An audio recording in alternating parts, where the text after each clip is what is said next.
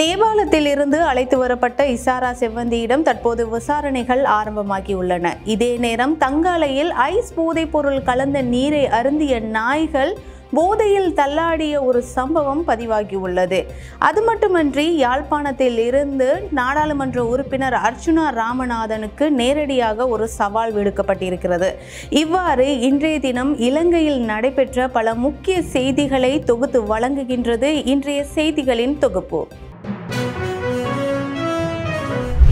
நாமல் தொடர்பில் எந்த தகவலையும் இஷாரா வெளியிடவில்லை. பிரதி அமைச்சர் இரங்க குணசேகர. மகிந்தவின் ஊரை ஆட்டிப்படைக்கும் போதைப் பொருள் ஐஸ் போதையில் தள்ளாடிய நாய்கள்.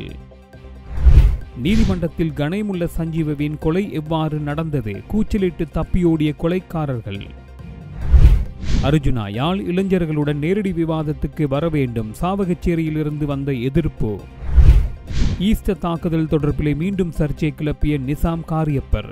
கேரள அவசிய மையம் எந்தவிதமான பிரச்சனைகள் இருந்தாலும் 24 மணி நேரத்தில் தீர்வு கிடைக்கும். தொடர்புக்கு 9908165856.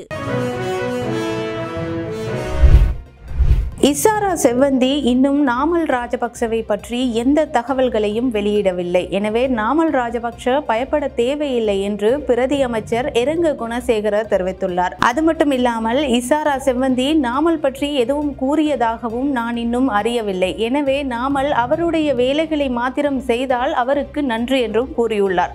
அது மட்டும் இல்லாமல் அவர் நாமல் ராஜபக்சவிற்கு மேலும் ஒரு தகவலை வழங்கியிருக்கிறார். அதாவது இசாரா செவ்வந்தியிடம் தீவிரமான விசாரணைகள் நடத்தப்பட்டு குற்றவாளிகள் தண்டிக்கப்படுவார்கள். எனவே நாமல் ராஜபக்ஷ சற்று பொறுமையாக இருங்கள் என்று கூறியுள்ளார். இதே நேரம் நாமல் ராஜபக்ஷ இந்த நாட்டினுடைய அரசாங்கம் இசாரா செவ்வந்தியை கைது செய்ய 1 வருடம் எடுத்துக்கொண்டது என்றும் நாட்டினுடைய அரசாங்கம் போதைப் பொருள் எதிர்ப்புக்காக செய்யும் நடவடிக்கைகளை விமர்சித்தும் தகவல்களை வெளியிட்டிருந்தார். தங்காலை கடற்றொழில் துறைமுக பகுதியில் போதைப் பொருள் கலந்த நீரை குடித்த நாய்கள் அந்த பகுதியில் தள்ளாடி திரியக்கூடிய ஒரு காட்சி தற்போது சமூக வலைதளங்களில் அதிகமாக பகிரப்படுது. தெற்கு கடல்ல மிதந்த நிலையில சட்டவிரோதமாக கொண்டு வரப்பட்ட போதைப் பொருட்கள் அடங்கிய 51 பொதிகள் கடற்படையினரால் மீட்கப்பட்டிருந்தது. இந்த பொதிகள் அனைத்துமே தங்காலை கடற்றொழில் துறைமுக பகுதியில் களஞ்சியப்படுத்தி வைக்கப்பட்டிருந்ததா சொல்லப்படுது. இவ்வாறு அந்த போதைப் பொருட்கள் களஞ்சியப்படுத்தி வைக்கப்பட்ட பகுதியில் இருந்த நீரை அருந்திய காரணத்தால தான் இந்த நாய்கள் இப்படி போதையில தள்ளாடுவதாக அம்மக்கள் தெரிவித்திருக்கிறார்கள். இதே நேரம் அந்த பகுதியில் இருக்கக்கூடிய நாய்கள் அனைத்துமே தங்காலை கடற்றொழில் துறைமுக பகுதியில் தினமும் சுற்றி திரிவதாகவும் ஆனால் நேற்றைய தினம் அந்த நாய்கள் எதுவுமே அந்த பகுதிக்கு வரவில்லை என்றும் சொல்லப்படுகிறது. இந்த நிலையில அந்த பகுதியில் களஞ்சியப்படுத்தி வைக்கப்பட்டிருந்த போதைப் பொருட்கள் நீரில் கலந்திருக்கக்கூடும். அதனை அருந்தியதால தான் இந்த நாய்கள் இப்படி போதையில தள்ளாடுவதாக மக்கள் தெரிவித்திருக்கிறார்கள். இப்போது இவ்வாறு நாய்கள் போதையில் தள்ளாடும் காட்சிகள் சமூக வலைதளங்களில் அதிகமாக பகிரப்படுகிறது. நேபாளத்தில் இருந்து அழைத்து வரப்பட்ட இசாரா செவ்வந்தி உட்பட 5வரும் குற்றப்புலனாய்வு திணைக்களத்தினரிடம் ஒப்படைக்கப்பட்டுள்ளனர். இவர்கள் வழங்கும் வாக்கு மூலம்தான் இப்போது பரபரப்பான தகவல்களாக பேசப்பட்டு வருகிறது. இந்த நிலையில்தான் இசாரா செவ்வந்தியிடம் விசாரிக்கப்பட்ட விசாரணைகளில் சில தகவல்கள் வெளியாகியுள்ளன. இந்த தகவல்களின் அடிப்படையில் இசாரா செவ்வந்தி கூறியுள்ளார். அதாவது நீதிமன்றத்தின் படிக்கட்டில் வைத்துதான் நான் கமாண்டோ சமிந்துவிற்கு குற்றவியல் சட்டக்கோவை புத்தகத்தில் வைத்திருந்த துப்பாக்கியை கொடுத்தேன். அவர் அதை வாங்கிக் கொண்டு இடுப்பில் சொருகிக் கொண்டு என்னுடன் நீதிமன்றத்திற்குள் வருகை தந்து சட்டத்தரணிகள் அமரும் பகுதியில் அமர்ந்திருந்தார். நானும் அவரும் அமர்ந்திருந்தோம். இதன் போது கணேமுல்ல சஞ்சீவையை குற்றவாளி கூண்டில் கொண்டு வந்து நிறுத்தினார்கள். இவ்வாறு குற்றவாளி கூண்டில் நிறுத்தப்பட்ட கணேமுல்ல சஞ்சீவையை கமாண்டோ சமிந்து சுட்டு கொலை செய்தார். இதன் பிறகு நாங்கள் இருவரும் சஞ்சீவையை துப்பாக்கியால் யாரோ சுட்டுவிட்டார்கள் என்று கூறி ஓடிவிட்டோம்.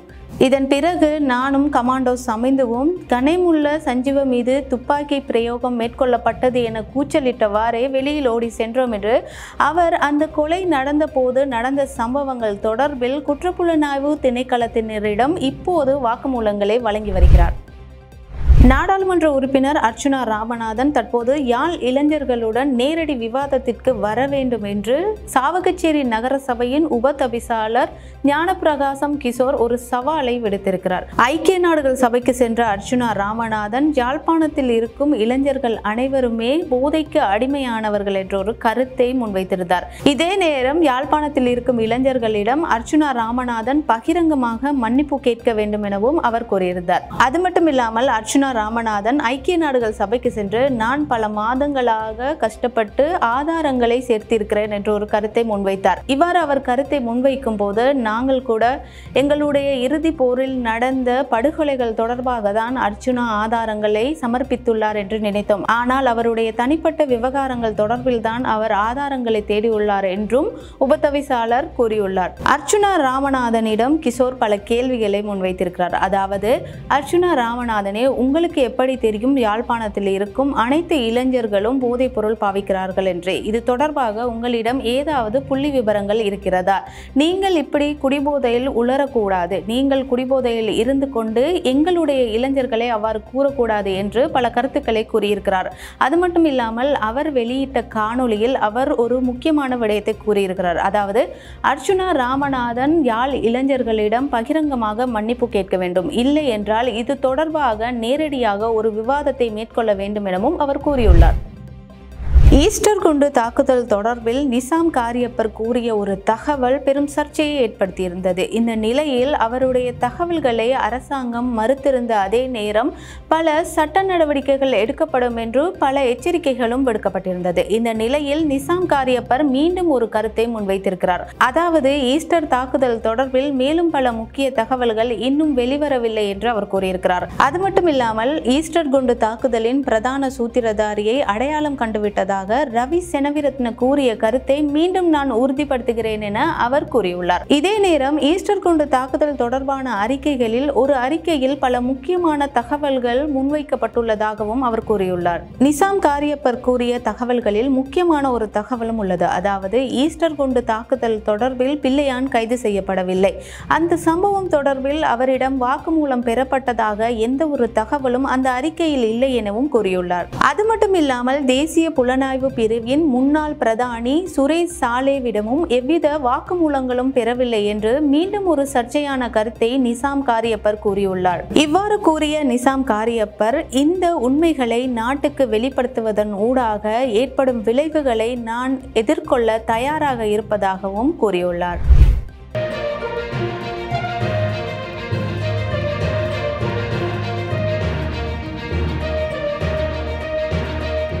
கேரள அவசிய மையம் எந்தவிதமான பிரச்சனைகள் இருந்தாலும் 24 மணி நேரத்தில் தீர்வு கிடைக்கும். தொடர்புக்கு 9908165856.